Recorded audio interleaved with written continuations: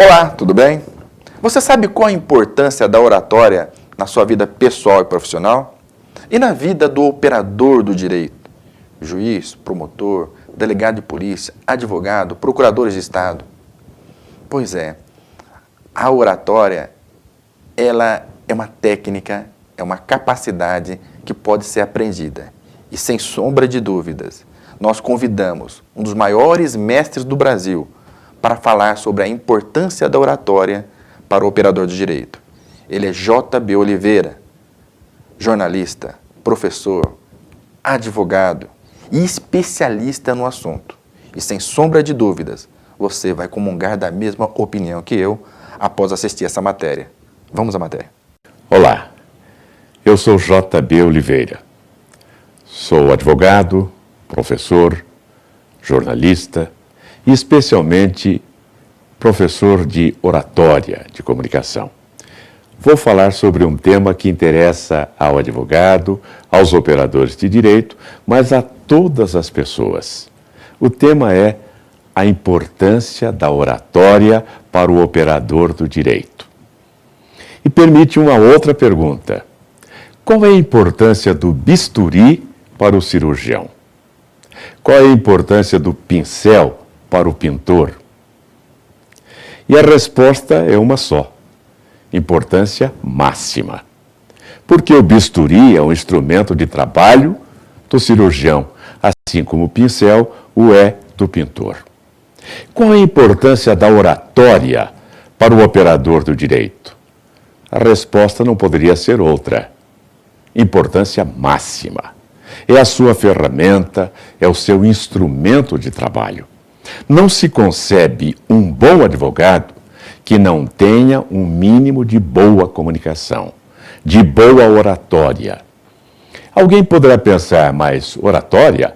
Oratória é para quem vai falar para grandes públicos, para quem vai pregar, para quem vai enfrentar uma multidão, aí precisa de oratória.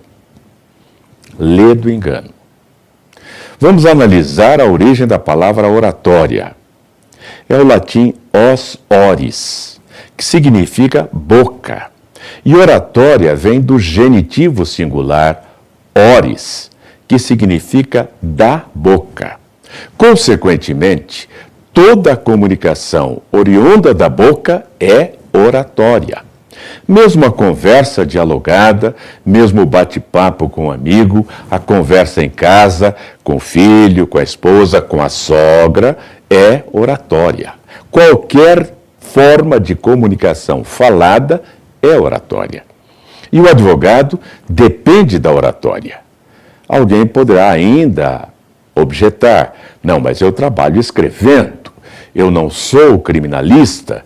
Sim, e nos instantes em que você vai falar com um cliente em potencial, e no despacho interlocutório, naquele momento que você vai falar com o magistrado, aí, exatamente aí, você precisa de uma técnica oratória, para que você não sofra aqueles embaraços, aqueles bloqueios tão prejudiciais à boa comunicação, e especialmente a comunicação profissional, a comunicação técnico-jurídica.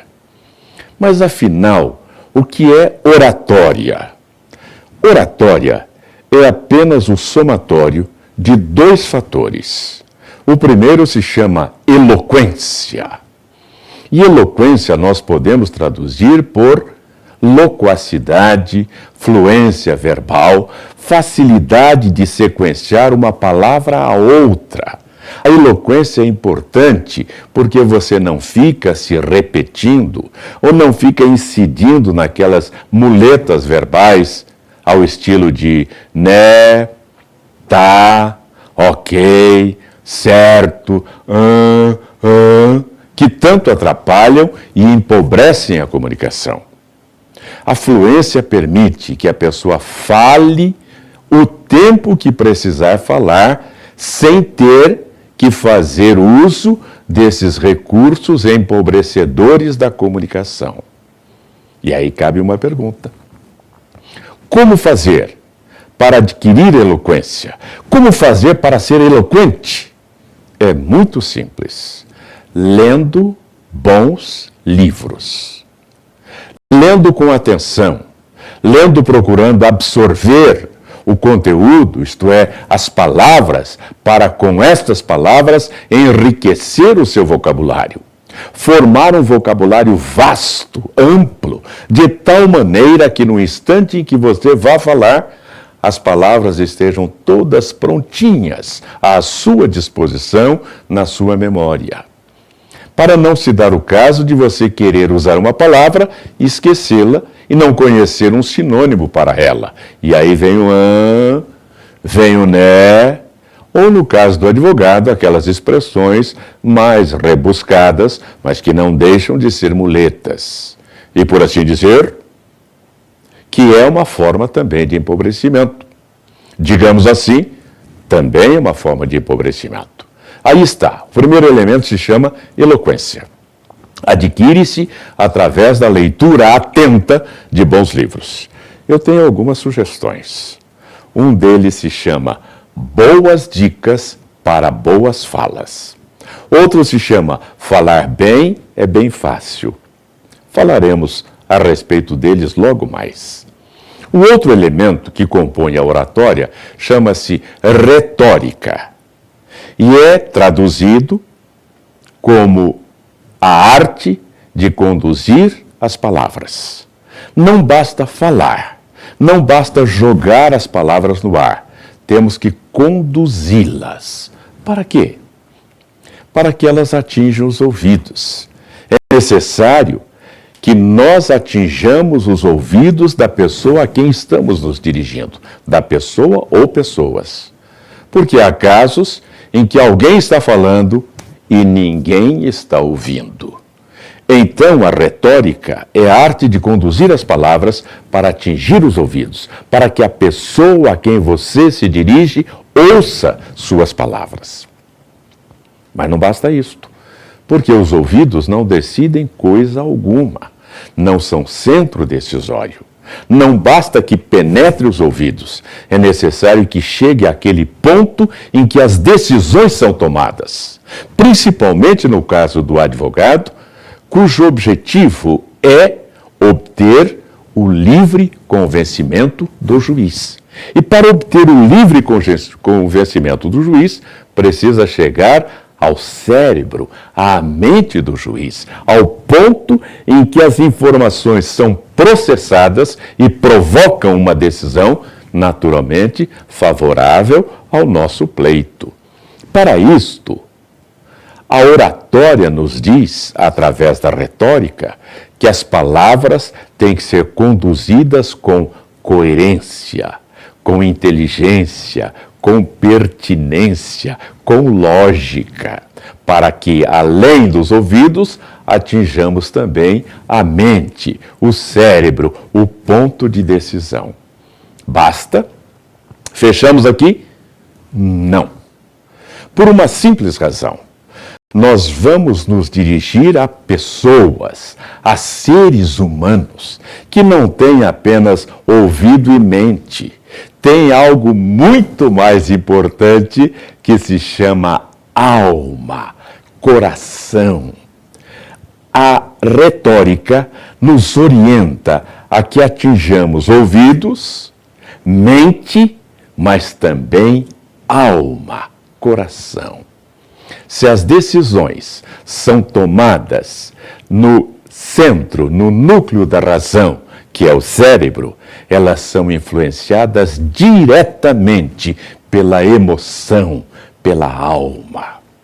Por isso, o advogado deve saber trabalhar este sensível ponto do organismo humano que se chama alma, coração. Suas palavras não devem ter apenas um direcionamento racional, lógico. Deve ter também um direcionamento emocional. Porque o juiz, e hoje temos muitas magistradas, portanto a juíza, estará analisando o aspecto jurídico, mas também sendo envolvido ou envolvida pelo aspecto emocional. Haverá de existir uma razão pela qual alguém tomou uma atitude que se transformou em um ilícito. Será a necessidade? Então vamos falar da necessidade que existe em todos os seres humanos. Será o medo? Muitos praticaram determinadas ações delitivas por causa do medo. Vamos falar do medo que a pessoa sentiu dentro de determinada situação. Será a pressão da sociedade? Nós vivemos em uma sociedade altamente estressante. As pessoas estão com os nervos à flor da pele. E pode ser que num momento desse a pessoa tenha agido de maneira violenta. Afinal de contas, uma das teses muito abraçadas pelos nossos colegas, operadores do direito, advogados da área criminalista, é a defesa através da tese da violenta emoção após injusta provocação. É muito difícil, diante de uma provocação, que a pessoa não sofra uma violenta emoção. Vamos traduzir em palavras esta violenta emoção, dizendo como ela tomou conta da pessoa de tal maneira que até cegou sua razão e fez com que praticasse um ato ilícito. Nós não estamos falando apenas com base na razão, na lógica técnico-jurídica, mas com base no sentimento humano, na alma. Aí está. Oratória é o conjunto, portanto, desses dois fatores, a eloquência e a retórica.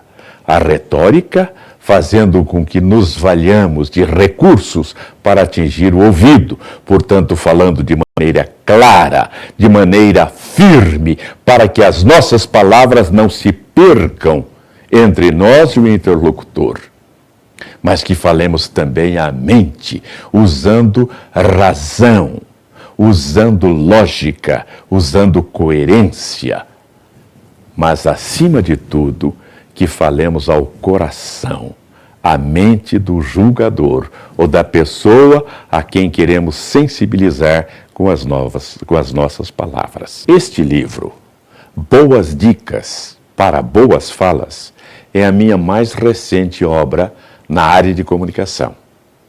E ele traz dicas importantes para você otimizar a sua comunicação, como coerência, concisão, colocação de voz, corporalidade e outros tantos fatores importantes para a boa comunicação, para a oratória correta. Termino com uma observação. Você julga que em um processo quem está sendo julgado é o réu? É o acusado? Lê do engano. Quem está sendo, na realidade, julgado é o advogado.